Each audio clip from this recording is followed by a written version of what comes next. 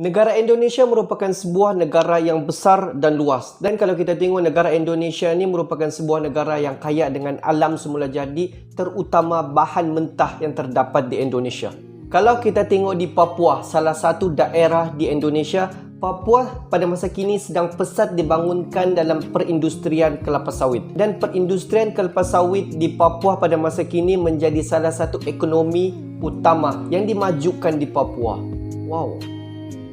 Hello guys, Bismillahirrahmanirrahim. Assalamualaikum warahmatullahi wabarakatuh. Welcome back again to my YouTube channel guys. Yang baru saja masuk ke channel YouTube aku ataupun yang sudah subscribe channel aku dan baru saja balik menonton video di channel aku ingin mengucapkan ribuan terima kasih. Dan yang belum lagi subscribe channel aku, jangan lupa untuk klik button subscribe yang berwarna merah tu.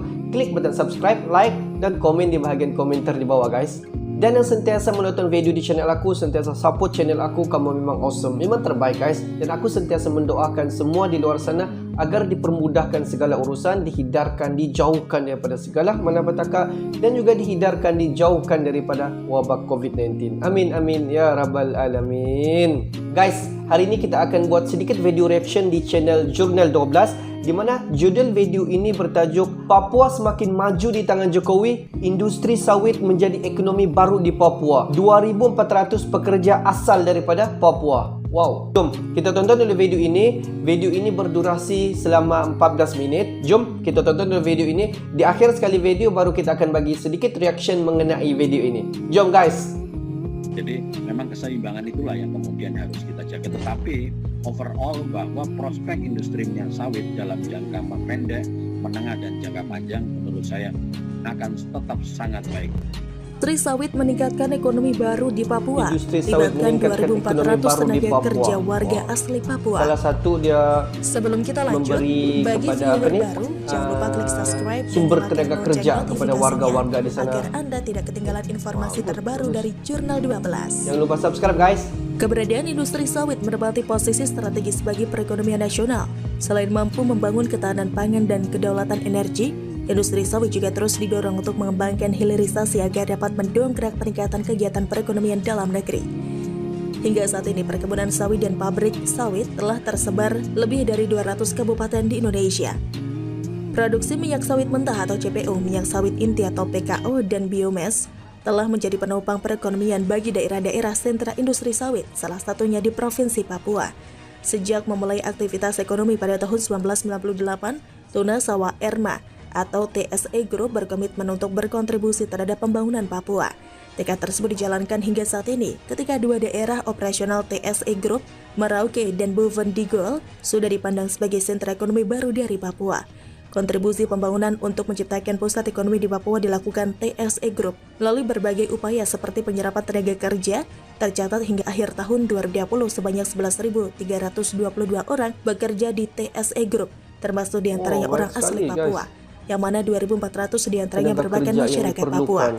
Dampak lain dari keberadaan TSE Group adalah kontribusi terhadap pendapatan asli daerah atau PAD. Setidaknya 40% dari PAD Kabupaten Merauke dan Kabupaten Boven Digul merupakan sumbangan dari TSE Group. Kontribusi lainnya yakni melalui pembayaran pajak perusahaan kepada pemerintah daerah untuk pajak bumi dan bangunan atau PBB. Misalnya TSE Group membayar sekitar 20 miliar rupiah pada tahun 2020. Selain PBB, TSE Group juga menunaikan pembayaran pajak-pajak lain seperti pajak kendaraan bermotor hingga penerimaan negara bukan pajak atau PNBP, yakni Provisi Sumber Daya Hutan dan dana reboisasi dari sektor kehutanan. Penerimaan negara ini disetorkan kepada pemerintah pusat yang kemudian disalurkan ke daerah, termasuk dengan tujuan pembangunan. Pertumbuhan sentra ekonomi Papua tidak terlepas dari pembangunan infrastruktur yang kerap diinisiasi TSE Group. Direktur TSE Group, Louis Leonovna, menyebutkan salah satu fokus utama perusahaan saat mulai beroperasi di Papua adalah akses transportasi darat, baik untuk lalu lintas orang maupun barang. Dalam keterangan tertulisnya Jumat 23 Juli 2021, ia mengatakan, dulu pihaknya harus bermalam untuk tiba di Asiki dari Jayapura. Sekarang kurang dari 5 jam sudah sampai. Louis mengatakan, untuk mengakselerasi pembangunan Papua, perusahaan juga memberikan berbagai pelatihan wirausaha kepada warga asli Papua yang tinggal di sekitar area operasional. Kata Louis, dukungan ini ditujukan agar masyarakat dapat berkembang secara mandiri, sehingga pusat ekonomi di Papua bisa semakin luas. Hubungan antara industri kelapa sawit dengan penciptaan sentra ekonomi baru yang kuat juga disampaikan Direktur Eksekutif Palm Oil Agribusiness Strategic Policy Institute atau PASPI, Tungkot Sipayung.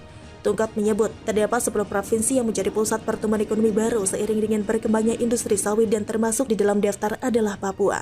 Tungkot juga mengungkapkan kabupaten yang memiliki sentra sawit perkembangannya lebih cepat dibandingkan dengan kabupaten yang tidak memiliki sawit. Ini hasil penelitian secara empiris dan hasilnya sama dengan penelitian Bank Dunia. Selain itu, menurut Lui, dengan upah minimum regional atau UMR di Merauke pada tahun 2021 sebesar 4,2 juta rupiah, berarti setiap bulan terjadi perputaran uang sebesar 35 miliar rupiah yang beredar untuk karyawan. Sebelumnya, Kepala Dinas Penanaman Modal dan Pelayanan Terpadu Satu Pintu Kabupaten Merauke, Justina Sianturi, mengatakan peran kelapa sawit dalam pembangunan dan investasi di Kabupaten Merauke, yaitu menyerap tenaga kerja sebanyak 2.474 orang asli Papua. Dikatakannya masyarakat memperoleh pendapatan dari hasil kebun plasma dan meningkatkan perekonomian masyarakat serta membuka lapangan kerja baru. Peran lain kelapa sawit yaitu memberdayakan masyarakat di mana bisa menggerakkan ekonomi masyarakat sebagai tempat pemasaran hasil kebun usaha warga, perbaikan lingkungan, dan peningkatan wawasan dan pengetahuan masyarakat.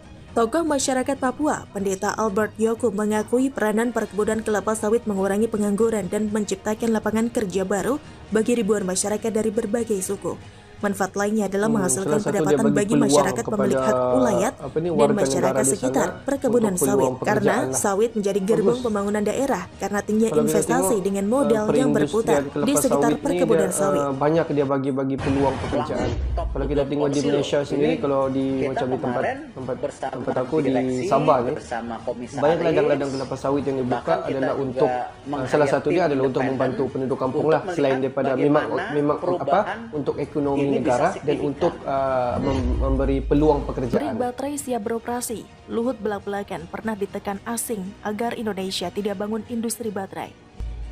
Sebelum kita lanjut, bagi viewer baru, jangan lupa klik subscribe dan nyalakan lonceng notifikasinya agar Anda tidak ketinggalan informasi terbaru dari Jurnal 12. Indonesia bercita-cita menjadi pemain baterai litium kelas dunia. Bukan tanpa alasan, sumber daya mineral melimpah di tanah air menjadi pemicunya. Berdasarkan data Kementerian Energi dan Sumber Daya Mineral atau ESDM 2020, Indonesia merupakan pemilik cadangan nikel terbesar di dunia. Indonesia memiliki cadangan nikel sebesar 72 juta ton nikel. Jumlah ini merupakan 52% dari total cadangan nikel dunia yang mencapai 139 juta 419 ribu ton nikel. Nikel merupakan salah satu logam mineral yang dibutuhkan untuk memproduksi baterai bertenaga tinggi untuk kendaraan listrik. Namun ternyata untuk mewujudkan cita-cita ini bukanlah perkara mudah. Selain terkait keterbatasan modal, ternyata Indonesia juga mengalami tekanan dari pihak asing. Hal tersebut diungkapkan Menteri Koordinator Bidang Kemaritiman dan Investasi, Luhut Binsar Panjaitan. Luhut mengungkapkan program pengembangan baterai litium di tanah air telah memberikan efek gentar kepada negara-negara lain. Hal itu diungkapkan Luhut dalam konferensi pers peningkatan produk dalam negeri pada sektor pendidikan pada Kamis 22 Juli 2021. Mulanya, ex-kepala kantor staf presiden itu menyatakan kalau pemerintah berkomitmen untuk meningkatkan komposisi produk dalam negeri, tidak hanya di sektor pendidikan semata, melainkan juga di sektor-sektor lainnya. Luhut pun mengatakan harus, bukan ada kemungkinan. Pihaknya juga menegaskan bahwa negara ini harus mandiri. Bukan mandiri artinya negara ini menutup diri, tapi juga harus bisa memenuhi kebutuhan minimal negara. Jadi pihaknya juga memaparkan bahwa jangan sampai negara ini tergantung kepada negara lainnya. Ia mencontohkan kejadian yang dialami pemerintah beberapa waktu lalu saat India lockdown, Indonesia kesulitan lantaran tidak bisa mengimpor paracetamol. Luhut juga mengatakan pihaknya sekarang tidak mau. Ia berpikir untuk terus melangkah di bidang pendidikan, di bidang industri, di bidang kesehatan, di bidang apa saja yang bisa diproduksi atau dibuat di dalam negeri. Ia juga percaya anak-anak bangsa ini hebat-hebat, meskipun masih ada kekurangan sana-sini, pihaknya juga menilai hal tersebut merupakan hal yang biasa. Orang di luar negeri itu pun juga sama. Politikus senior Partai Golkar itu pun sampai pada kesimpulan, kalau tidak ada negara maju yang ingin melihat negara berkembang naik kelas. Hal tersebut dikatakan Luhut merupakan rumus yang benar. Jadi negara inilah yang harus memajukan diri. Jadi kalau berharap negara-negara maju supaya membimbing negara ini menjadi negara maju, itu nggak akan pernah terjadi. Sekarang saja, negeri ini misalnya lithium battery, dikatakan karena negara ini sudah dibangun, negara ini sudah mulai ditekan-tekan. Kenapa nggak dikasih keluar? Kan negara ini punya raw material. Ya kapan rakyat Indonesia mau menikmatinya? kapan pengembangan teknologinya? Kok di mereka saja jadi value add itu kan nilainya jauh lebih tinggi, bisa 10 kali daripada hulunya. Seperti diketahui, raksasa mobil listrik asal Amerika Serikat Tesla kemarin pada Kamis 22 Juli 2021 baru saja mencapai kesepakatan dengan perusahaan pertambangan Inggris Australia BHP untuk menyediakan pasokan nikel untuk Tesla. Padahal Indonesia sejak awal tahun secara gencar mendekati Tesla untuk berinvestasi baterai hingga kendaraan listrik di negara ini. Namun dari pihak Tesla malah membuat kesepakatan dengan tambang nikel Australia. Seperti diketahui, nikel merupakan logam penting dalam memproduksi baterai bertenaga tinggi untuk mobil listrik. Berdasarkan perjanjian tersebut, Tesla akan mengunci pasokan nikel dari sebuah tambang di Australia Barat, salah satu sumber nikel terbesar di dunia. Sebagian besar nikel saat ini digunakan dalam produksi baja tahan karat alias stainless steel. Tapi permintaan untuk logam tersebut diproyeksikan akan meledak selama dekade berikutnya karena kendaraan listrik menjadi lebih umum. CEO Tesla, Elon Musk, sebelumnya telah menyuarakan keprihatinan tentang kekurangan nikel di masa depan yang dapat mengerem efisiensi dan kapasitas penyimpanan baterai, serta membuatnya lebih mahal untuk diproduksi. Namun, dari kesempatan tersebut tidak ada rincian durasi atau nilai kesepakatan yang diungkapkan. Quality itu. Tapi kalau kita kombinasikan misal petrochemical plant, dan kita kombinasikan dengan misalkan suatu investor pemain yang juga display crude dengan harga yang kompetitif. Pastikan pelaksanaan tender DBC kilang olefin Tuban sudah sesuai prosedur dan akan mendongkrak ekonomi. Sebelum kita lanjut, bagi viewer baru, jangan lupa klik subscribe dan nyalakan lonceng notifikasinya agar Anda tidak ketinggalan informasi terbaru dari Jurnal 12. PT Pertamina Persero saat ini sedang menjalankan sejumlah mega proyek kilang dan petrokimia guna menindaklanjuti penugasan pemerintah. Salah satunya adalah pelaksanaan proyek kilang minyak dan petrokimia hingga 2024. Harapan pemerintah Indonesia untuk menekan angka impor migas akan dapat diwujudkan melalui pembangunan pabrik petrokimia yang berlokasi di Tuban, Jawa Timur oleh PT Trans-Pacific Petrochemical Indotama atau TPPI.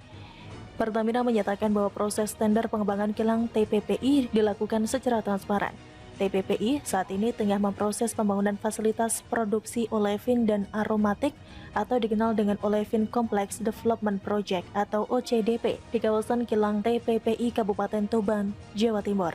Di TPPI terdapat 2 proyek pengembangan dan pembangunan yang saat ini sedang dilaksanakan Pertamina. Pertama, proyek revamping aromatik yang akan meningkatkan produksi petrokimia berupa paraksilen dari 600.000 ton menjadi 780.000 ton per tahun yang ditargetkan selesai pada tahun 2022.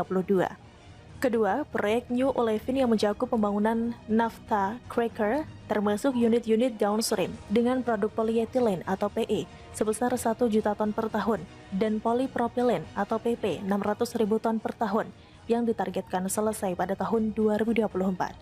Untuk menunjuk pelaksana proyek, PT KPI telah mengundang secara terbuka perusahaan kelas dunia yang berpengalaman dalam pembangunan fasilitas produksi olefin dan petrokimia untuk menjadi mitra strategis. Seluruh proses tender dilakukan secara transparan dan sesuai prosedur pengadaan yang berlaku dan tidak ada intervensi dari pihak luar. Pertamina melaksanakan tender dengan strategi kontrak design build competition atau DBC, yaitu menempatkan 2 peserta terbaik untuk melaksanakan paket pekerjaan desain yang terdiri dari pemilihan teknologi atau lisensor, pembuatan desain atau BED, dan fit. Pada tanggal 20 Mei 2021 lalu telah disampaikan pengumuman 2 pelaksana terpilih untuk tahap DBC. Tahap selanjutnya adalah lingkup EPC yang akan menetapkan satu pemenang pelaksana pembangunan yang lebih kompetitif dari sisi biaya dan harga. Proses tender ini dijalankan Pertamina dengan pendampingan dari tim Gemintel, Barreskrim Polri, Badan Pengawasan Keuangan dan Pembangunan atau BPKP, dan juga berkonsultasi dengan Lembaga Kebijakan Pengadaan Barang atau Jasa Pemerintah atau LKPP, sehingga governance-nya sangat terjaga dengan baik. Pertamina telah melakukan evaluasi sesuai dengan ketentuan dan persyaratan yang tercantum di dalam dokumen prakualifikasi. Berdasarkan dokumen yang diserahkan oleh Hyundai, yang merupakan salah satu dari 2 pemenang tender tahap DBC dan klarifikasi langsung ke pemilik proyek Cleanly, Hyundai memenuhi persyaratan yaitu memiliki pengalaman sebagai leader pada proyek olefin cracker. Pertamina telah melaksanakan evaluasi teknis dari proposal tahap 1 atau administrasi dan teknis sesuai dengan ketentuan dalam dokumen tender Part 2B yang telah dijelaskan dan diterima oleh seluruh peserta tender. Pertamina juga telah melakukan klarifikasi kepada seluruh peserta tender. Hasil evaluasi teknis berupa skor teknikal dan ranking telah diinformasikan, dipahami dan diterima oleh seluruh peserta tender yang dituangkan dalam berita acara yang ditandatangani oleh seluruh peserta tender. Dalam SOP tender Pertamina terdapat ketentuan bahwa penilaian keuangan vendor dilakukan berdasarkan laporan keuangan 3 tahun terakhir berturut-turut yang telah diaudit. Pendaftaran prakualifikasi tender TPPI Olefin dilaksanakan pada bulan Februari 2021, di mana lazimnya laporan keuangan audit tahun 2019 belum terbit sehingga yang digunakan adalah laporan keuangan audit tahun 2018, 2017, dan 2016. Pada tanggal 3 Agustus 2020, proses pengadaan sudah sampai pada tahap pemasukan proposal tahap 1 atau administrasi dan teknis. Ekonom senior Core, Hendry Saparini, berpendapat proyek pembangunan kilang TPPI dapat mengurangi impor produk petrokimia, sehingga dapat menghemat devisa negara dari ketergantungan impor migas. Pasalnya, saat ini kebutuhan produk petrokimia di tanah air masih mengandalkan pasokan impor. Hal ini menyeratkan pasokan produk petrokimia dari dalam negeri diperlukan segera. Jika terus mengandalkan impor, dikatakan Hendry, imbasnya harga produk olahan dan produk turunan dari petrokimia akan semakin tinggi. Indonesia pun dapat selamanya mengandalkan impor yang akan terus menjadi beban anggaran negara. Namun begitu, jika proyek kilang TPPI terwujud, banyak efek positif yang bisa ditimbulkan. Salah satunya akan tercipta lapangan kerja baru di tengah kondisi pandemi COVID-19. Pada paparan rencana pengembangan proyek TPPI Olefin Kompleks yang disampaikan oleh PT TPPI kepada pemerintah Kabupaten Tuban pada Agustus 2020 lalu, Perseroan menyampaikan bahwa belasan ribu tenaga kerja lokal akan terserap saat proses konstruksi pembangunan kilang terlaksana. Jika lapangan kerja terbuka, maka ekonomi negara akan ikut terdongkrak. Sebab guys, kalau kita tengok tajuk pun, Papua makin maju di tangan Jokowi. Betul lah, sebab pakar ekonomi di Indonesia sendiri berkata sebab alam semula jadi di Indonesia ni ataupun bahan mentah di Indonesia ni terlampau banyak. Jadi peranan pemerintah bagaimana untuk mencairkan alam semula jadi ataupun bahan-bahan mentah di Indonesia ini dicairkan untuk meningkatkan ekonomi di Indonesia itu. Dan pada hari ini kita dapat nampak bahawa Presiden Indonesia, Presiden Jokowi telah mencairkan sedikit demi sedikit alam semula jadi di Indonesia untuk meningkatkan lagi ekonomi di Indonesia. Bukan sahaja untuk meningkatkan ekonomi di Indonesia, pemerintah di Indonesia telah membuka peluang pekerjaan khususnya di Indonesia kepada daerah-daerah yang terpilih. Jadi tidak dapat dinafikan bahawa Indonesia merupakan sebuah negara yang kaya dengan alam semula jadi di dunia guys. Oke guys, untuk hari ini itu saja sedikit information. Dan yang menonton video ini sampai habis, aku mengucapkan ribuan terima kasih. Kamu memang awesome, memang terbaik. Oke guys, thanks for watching my video. Assalamualaikum warahmatullahi wabarakatuh. See you the next video.